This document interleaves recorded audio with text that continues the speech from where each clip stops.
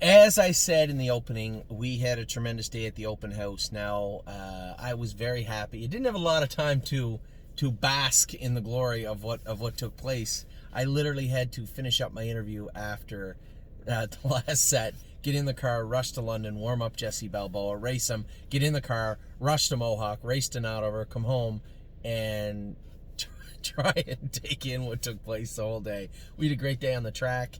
Obviously, except for Cambridge Star made a break, but I think we all know what happened there. Travis just got trapped into he needed an inch to clear. I was letting him go, but the 2-horse kind of had his front feet there. Had the 2-horse not been on the gate, he would have crossed over easy. I would have removed to the front, and who knows, he might have been third. I don't think he would have been any close to first or second. Might have hung on for third, though. That's neither here nor there. We did have a fantastic open house. I was very happy with it. And I thought to myself, it's really early in the year to be making top 10 lists. It is.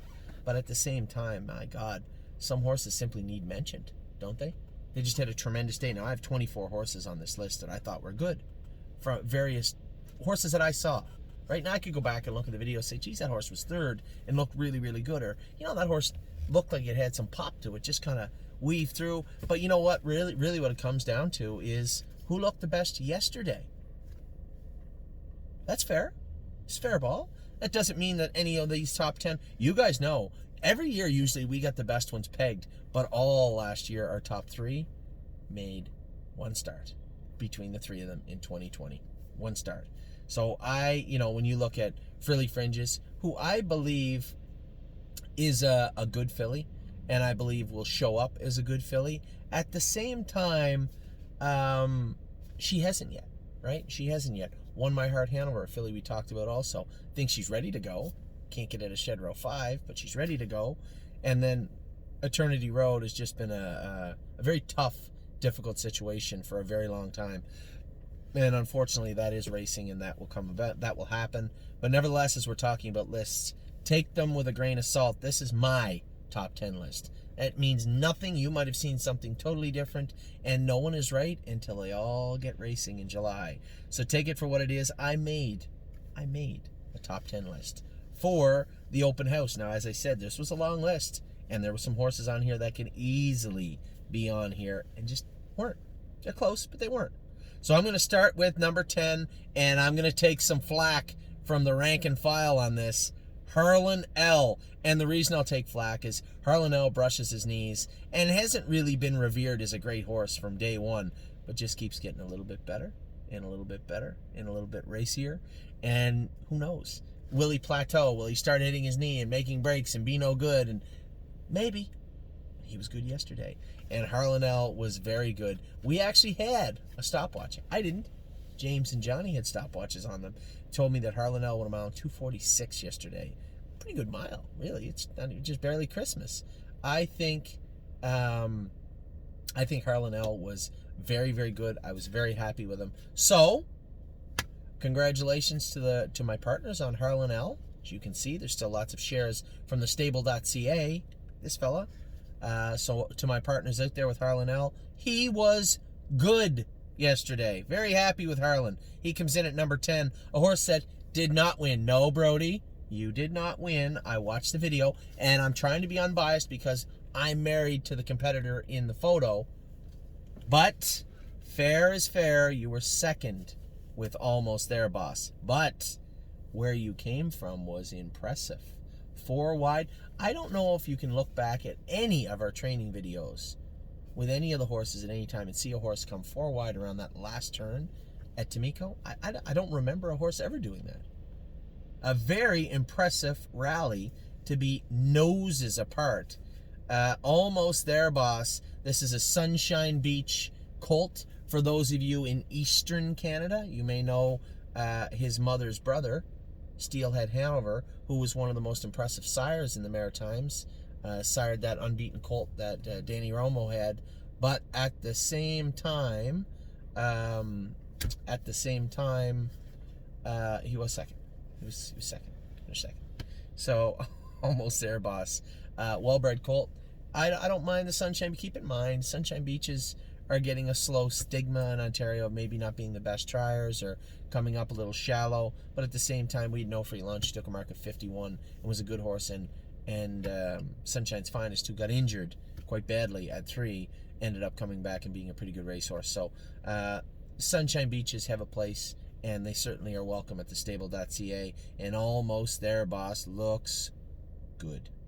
Coming in at number 8, and could have been much higher, Amor Diener. You're going to hear a lot about this horse in the few months. Now, here's a perfect example.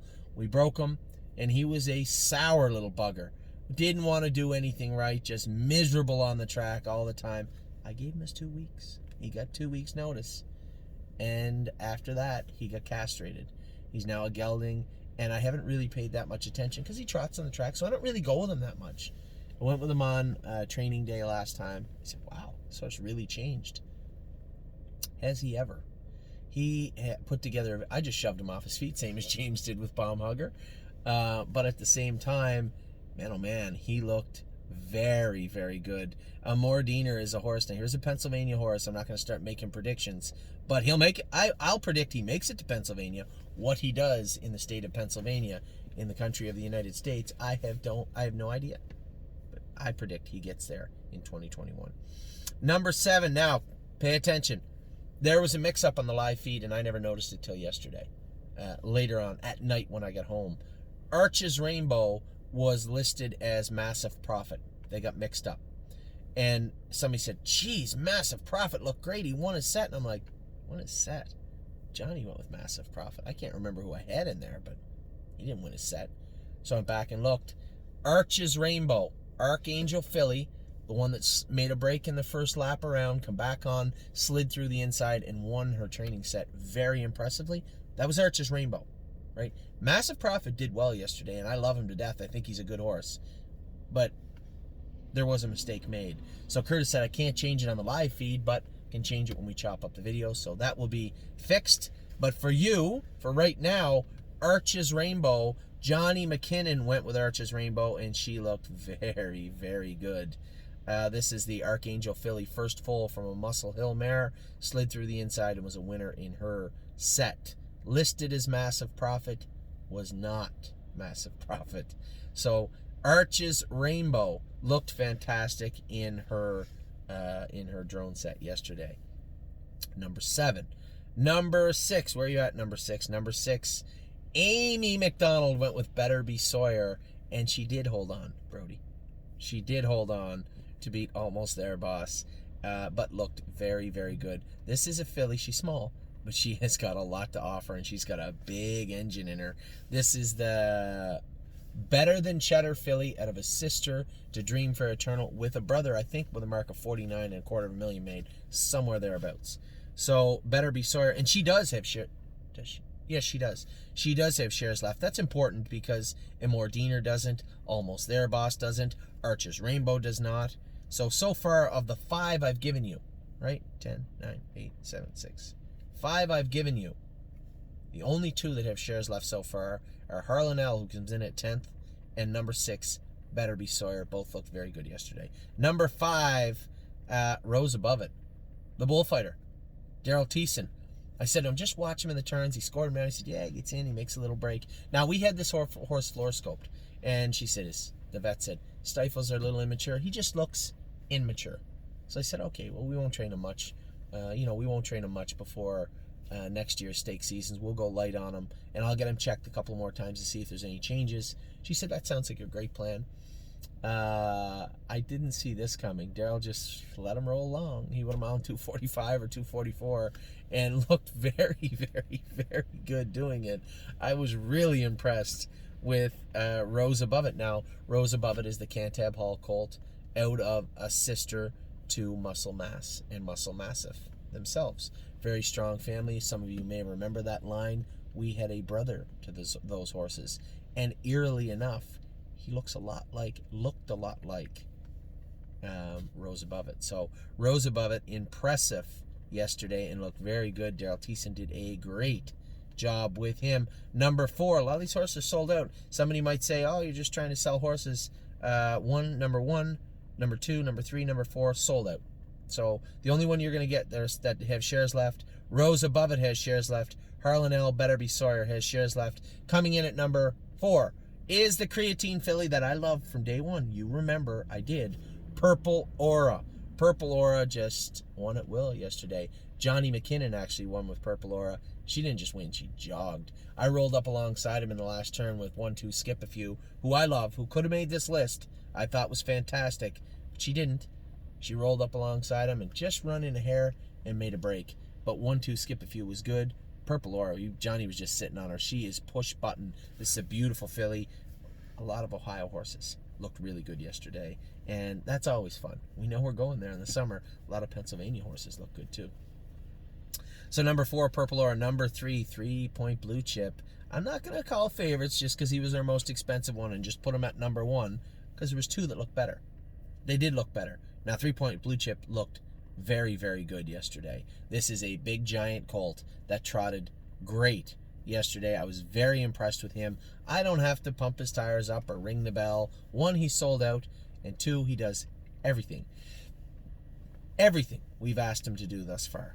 Look good, you know, for a big horse like him to negotiate a half the way he does. Impressive. So 3-Point Blue Chip, top marks heading into the Christmas season. Number 2, Voyage of Ice and Fire. You might say to yourself, for the love of God, who looked better than this horse? I'm going to tell you in a minute. Voyage of Ice and Fire is a Break the Bank K. We've had two horses that one I love already. GW Chrome, love that horse. And 2, one that I'm starting to fall in love with is Voyage of Ice and Fire. This horse loves his work. The only problem I have with him right now, and I don't have the problem, they say he's getting a bit stutty. I don't want to geld this horse. I will if I have to. But he's not there yet. So Voyage of Ice and Fire is a horse that I really, really like. And he comes in at number 2. So, Anthony, who was number 1? I'm going to tell you who number 1 was. Now, we don't talk about the horses that are out of the top 2 shed rows because at some point I just assumed they were. Right? You have down in shed row 5, you have Stonebridge Akati. He made a break yesterday, but he was just being green. I thought he looked good. You have Renegade Gypsy, who's a giant that James said can absolutely straight up fly. Mario and I both had him number 1 at the win-back sale. We picked him out. We bought him. Who else is there? Twinkle in Your Eye. Still learning to get gated properly. Had a big splint crowd. Looked not bad yesterday. Not bad. She's coming on. Duke Dio is down there in shed row 5 also. He looked good yesterday. You could see he was very green, but Daryl Thiessen went with him, said he did his work well. And then there's one other horse. Horse that I've tried to buy her brother the year before this. So last year at Lexington. Again, this year we were lucky enough to get 3-Point Blue Chip. Fairly expensive horse. Last year, our expensive horse was Rosie's Masterpiece's brother. I forget his name. Anyway, it doesn't matter. The horse went for $100,000 and the Bax family bought him. He hasn't really turned into a great horse yet. He was a grassroots horse all summer long. Rosie's War Bonds is the name of the horse. Oh, memory's working today. Rosie's War Bonds was the name of the horse. I was the $95,000 bidder on that horse. He went for $100,000, and I'm not going to judge him on his 2-year-old season. He might be a great 3-year-old. I have no idea. But we didn't get him. Now, Rosie's Masterpiece is a full sister to that horse and a full sister to the reason everybody would be interested in that family was Riveting Rosie, right? Riveting Rosie was a great horse, made $900,000, took a mark, I don't know, 52, 51. Just a very, very good horse that John and his son campaigned also. So this year, Rosie's Masterpiece is selling. And I'm thinking, wow, the War Bonds horse wasn't that good. This is a full sister to the War Bonds horse. I like her, but you know she's going to bring 50, 60, and I don't think I'm ready to pay 50 or 60. As it turns out, I didn't have to. We bought Rosie's Masterpiece for $35,000, $32,000, $35,000, maybe even 30. Not sure. She sold out right away, gone. I didn't really get a chance to look at her. She went the other day. She made a break. Was green, wandering on the track. Made a break. So I think Mario must watch these videos, and he heard that I was going to switch some of the horses out.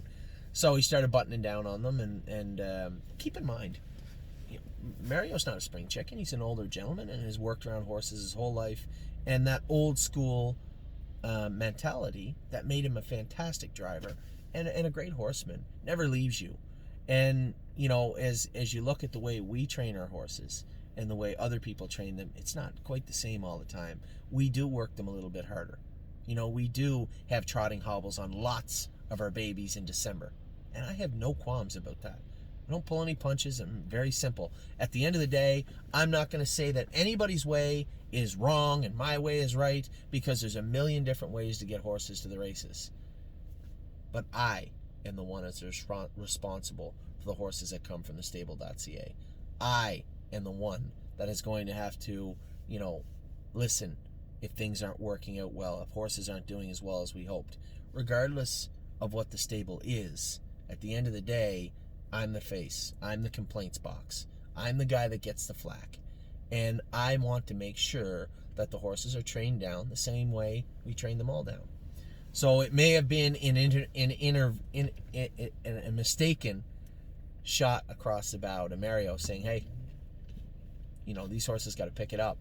And I think he might have been watching the video, because Rosie's Masterpiece came out in the track the next day with a set of trot novels on, and he was working on them, which is good. I'm not telling anybody, your way sucks. Not my business. But when it comes to the stable.ca, I want all the horses trained down uniformly. That's the way it is. So I didn't inadvertently say to Mario, hey, you're not doing a good job. You're doing a fine job.